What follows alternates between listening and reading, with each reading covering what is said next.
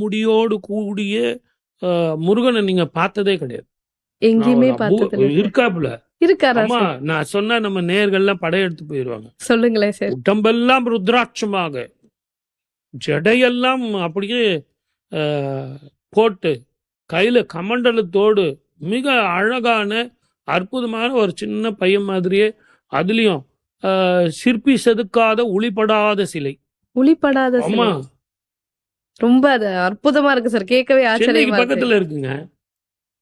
எங்களுக்காக சொல்லுங்க. போயிட்டு வரீங்களா? கண்டிப்பா சார். கண்டிப்பா. நம்ம நேயர்களையும் உத்திரமேரூர் அப்படிங்கிற ஊர்ல, அந்த ஊருக்கு வெளியே முருகன் கோயில் இருக்கு.